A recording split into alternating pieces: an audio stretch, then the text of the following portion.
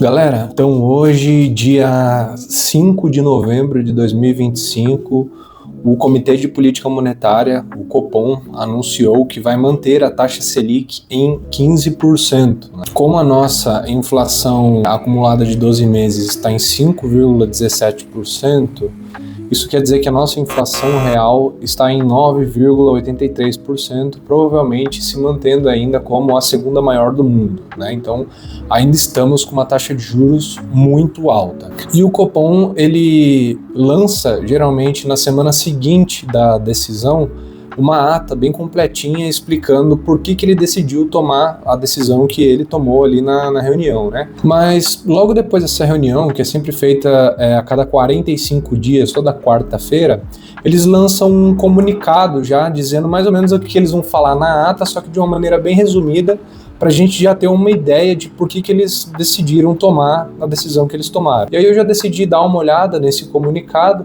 e traduzir ele aqui para vocês hoje, para a gente já entender mais ou menos por que o Banco Central decidiu manter a taxa de juros a 15%. Então eu vou deixar o link do comunicado aqui embaixo, se vocês quiserem ler ele na íntegra, mas aqui eu vou lendo as partes mais importantes e meio que traduzindo o que eles querem dizer, tá certo? Então, se você já conhece o canal, já faz o favor, deixa um like aqui nesse vídeo, né? Se inscreve se você ainda não for inscrito e manda para seus amigos aí que gostam de política monetária. Então, é o seguinte, o comunicado já começa falando que o ambiente externo ainda se mantém incerto em função da conjuntura e da política econômica dos Estados Unidos. Então ainda tem aquela questão do tarifaço dos Estados Unidos com relação ao Brasil, da guerra comercial que eles estão fazendo com a China, com vários outros países, e que afeta diretamente o Brasil, né? E que no cenário doméstico, ainda que alguns indicadores já continuem apresentando trajetória de moderação, principalmente na questão da atividade econômica, ou seja, a atividade econômica está se arrefecendo, não está tão acelerada quanto antes, o mercado de trabalho ainda mostra dinamismo. Então nós ainda estamos com uma baixa histórica do desemprego, o que é bom para o trabalhador, mas o que acaba gerando um pouco de inflação, porque a oferta nem sempre consegue acompanhar. E aí as pessoas estão com dinheiro na mão, né, com emprego, com dinheiro na mão, querendo comprar, e as empresas não conseguem produzir o suficiente, e aí os preços sobem. E aí ele vai dizer, né, que nas divulgações mais recentes a inflação ainda se mantém acima da meta, né? Então, se a gente for olhar aí a inflação dos últimos 12 meses, a inflação está em 5,17, como eu acabei de falar, isso para setembro, tá? E no relatório Focus, que é o que o Banco Central utiliza ali para mensurar expectativas de inflação, o mercado tem a expectativa de que para o fim de 2025 a inflação esteja em mais ou menos 4,5%, e para 2026, 4,2%. Então, assim, a expectativa hoje é de que a inflação esteja dentro da meta, mas, assim, batendo no teto da meta, né? Porque hoje a meta é de 3%, mas com uma banda de 1,5% para cima ou para baixo, que daria 4,5%. Então, hoje a gente consegue ter uma inflação dentro da meta, mas batendo no teto ainda. E isso são expectativas, né? A gente não tem certeza de que elas vão ficar nesse patamar. E aí eles vão dizer exatamente isso, que a inflação ela está muito volátil ainda, né? A gente não sabe exatamente para onde que ela vai convergir. Que você tem tanto riscos de alta da inflação quanto riscos de baixa da inflação. Os riscos de alta que ele vai mencionar aqui são desancoragem das expectativas por um período mais prolongado. O que significa, né? Que você não conseguiu ancorar as expectativas, você não conseguiu estabilizar as expectativas dos agentes, né? Os agentes, eles não estão crendo numa inflação que eles falam, cara, no fim do ano vai ser isso aqui mesmo, tá estabilizado. Não, toda hora eles estão mudando de opinião. E como a gente sabe, expectativa de inflação gera inflação, né? Eu já expliquei isso em outros vídeos, não vou ficar batendo muito na tecla aqui, mas controlar as expectativas ajuda a controlar a inflação. Quando as expectativas estão desancoradas, a inflação também fica desancorada. Aí ele fala de uma maior resiliência da inflação de serviços. Por que é importante falar que é da inflação de serviços, pessoal? Porque a inflação de serviços está intimamente atrelada à demanda, né? Quando você tem uma inflação de produtos, pode ser que a inflação seja de custos, né? Então você teve um choque na cadeia que acabou passando para o custo do produto final e não tem nada a ver com o fato das pessoas estarem consumindo muito. Mas inflação de serviços, no geral, é um problema de demanda. As pessoas estão com grana na mão querendo consumir serviços e aí o setor de serviços não consegue oferecer toda essa quantidade e acaba aumentando os preços. E o terceiro ponto é uma conjunção de políticas econômicas externa e interna que tem um impacto inflacionário maior do que o esperado. E aí ele vai dar um exemplo, né?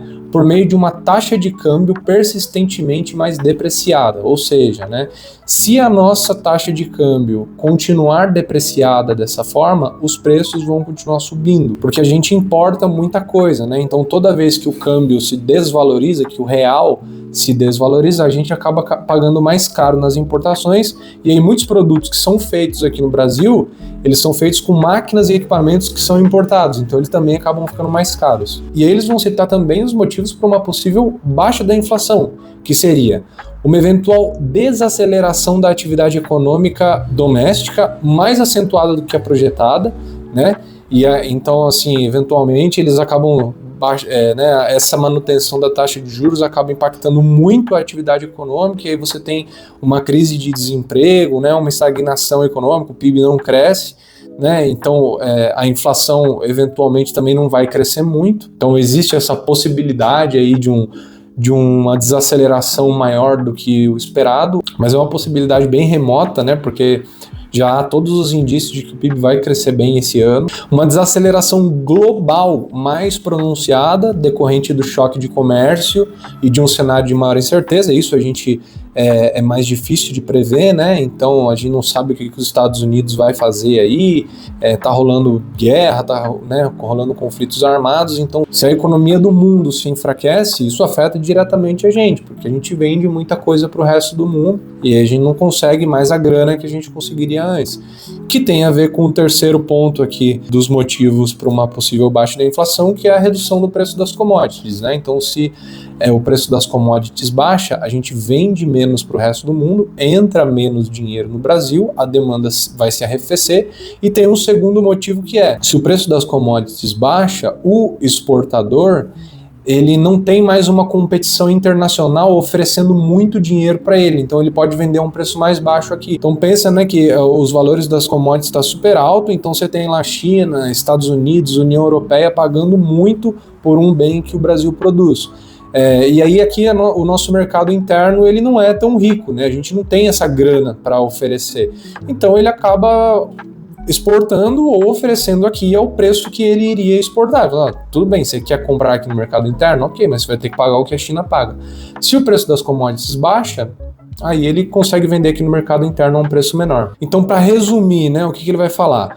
Que o cenário segue sendo marcado por expectativas desancoradas, que eu acabei de falar para vocês, projeções de inflação elevadas, certo? Então as expectativas lá estão em 4,5% para o fim desse ano, resiliência na atividade econômica e pressões no mercado de trabalho, né? Então o PIB ainda está com projeções de crescer significativamente bastante esse ano e o mercado de trabalho está em mínimas históricas de desemprego. E aí, diante disso, o que ele vai falar, né? Para assegurar a convergência da inflação à meta, né? Jogar a inflação para dentro da meta mais próximo dos 3%. Em ambiente de expectativas desancoradas, exige-se uma política monetária em patamar significativamente contracionista por período bastante prolongado, tá? Isso é importante. Então o que ele está dizendo, né? Estamos adotando ainda uma política monetária contracionista, uma taxa de juros alta, e isso é importante por período prolongado, não é um choque de juros alto e depois volta ao normal. O comitê avalia que a estratégia de manutenção do nível corrente das taxas de juros por período bastante prolongado, ele repete isso, né? É suficiente para assegurar a convergência da inflação à meta. Então essa parte é importante, porque aqui ele está indicando que ele não vai aumentar ainda mais a taxa de juros. Ele acha que manter essa taxa de juros contracionista já é o suficiente para assegurar essa convergência da inflação para a meta, né? A inflação vai voltando ali para os 3%. Mas o comitê enfatiza que seguirá vigilante, que que os passos futuros da política monetária poderão ser ajustados e que não hesitará em retomar o ciclo de ajuste caso julgue apropriado. Ou seja, se acontecer alguma coisa que a inflação disparar ainda mais ou que a inflação não convergir para a meta, o Banco Central pode sim aumentar ainda mais a taxa de juros. É provável? Não, não é provável, porque a nossa taxa de juros já está bem alta, né? E ele mesmo está falando que, por enquanto, essa estratégia está dando certo. Mas, eventualmente, você tem um choque externo, eventualmente você tem um governo aí querendo dar crédito ou soltar mais dinheiro para as pessoas consumirem, e aí o Banco Central pode mudar de ideia. E, por fim, eles vão falar ali quem é que votou para seguir essa decisão de manter a taxa de juros em 15%, que foi todo mundo. Os 9 integrantes do Comitê de Política Monetária votaram para seguir, né, com a taxa Selic a 15%. E isso é importante a gente falar, né, gente? Porque às vezes o pessoal fala, porque o presidente do Banco Central é contra o governo, é a favor do governo, é contra a população, é a favor da população. Gente, o Copom inteiro votou por isso, tá? E dentro do Copom, além do presidente do Banco Central, que foi indicado pelo governo, existem outras pessoas que também foram indicadas pelo governo, certo? Então, assim, despolitizando um pouco esse debate sobre taxa de juros, etc., foi uma decisão unânime. Beleza? Então comenta aqui embaixo, você acha que essa taxa de juros é coerente ou ela está muito alta? Ou você acha que o Banco Central ainda vai aumentar ela ainda mais, ou pelo menos deveria? Aproveita, deixa um like se você ainda não deixou, se inscreve no canal e compartilha com seus amigos, beleza? Valeu, eu vou ficando por aqui, até mais.